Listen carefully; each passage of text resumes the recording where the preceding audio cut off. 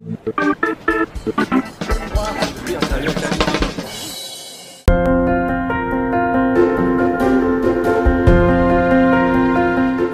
le denier de l'Église a un seul but, la rémunération des personnes, enfin tout ce qui touche aux personnes, que ce soit les prêtres bien sûr, mais que ce soit aussi alors les prêtres qui soient actifs ou les prêtres retraités, pour lesquels il y a leur retraite à assumer, notamment quand ils sont en maison de retraite. Ce sont aussi les séminaristes, avant qu'ils soient ordonnés prêtres, il y a toute leur formation à assumer. Et puis toutes les charges sociales pour les prêtres, mais aussi les traitements, enfin les salaires et les charges sociales qui concernent les laïcs. Donc le denier n'est jamais réservé à des travaux pour des salles ou des choses comme ça. Le denier est toujours orienté vers les personnes, que ce soit les séminaristes, les prêtres ou les laïcs salariés.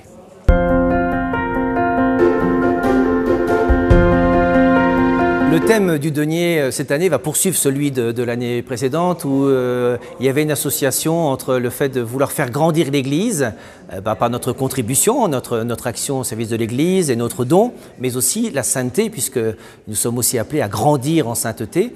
Et l'année dernière, nous avions des figures de saints qui font un peu l'unanimité, mais qui nous dépassent et qui dépassent notre diocèse. Il y avait Sainte Thérèse de l'Enfant Jésus et Saint François d'Assise.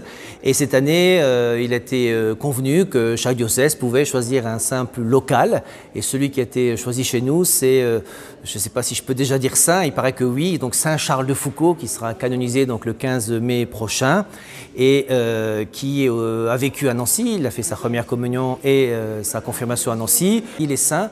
Et il peut aussi nous encourager, c'est-à-dire en vivant aujourd'hui en Meurthe-et-Moselle, nous sommes aussi appelés à la sainteté, c'est possible, et nous avons à contribuer à faire grandir l'Église par notre sainteté, la sainteté de notre vie, mais aussi par notre engagement pour l'Église, pour la servir, et aussi pour contribuer à sa vie matérielle, et notamment à la vie des personnes qui la servent, donc en donnant au denier.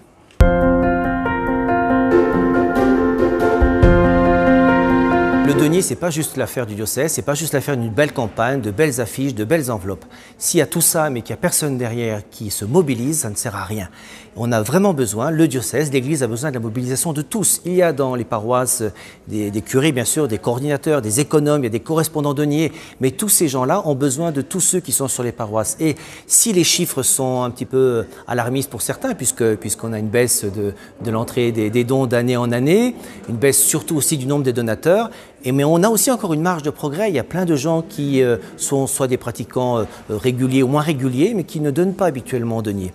Et donc il faut les rejoindre, il faut que chaque personne qui va m'entendre à cette heure-ci, chaque personne qui va recevoir une enveloppe chez elle, elle se sente comme ambassadrice du denier, qu'elle interpelle une personne autour d'elle. Tiens, toi, est-ce que tu donnes au denier? Tiens, toi, tu vas faire baptiser ton enfant, mais tu participes à la vie de l'Église en donnant au denier. C'est vraiment l'affaire de tous. Il faut que chacun se mobilise, chaque personne se mobilise pour sensibiliser le plus grand nombre possible à cette collecte annuelle qu'est le denier de l'Église.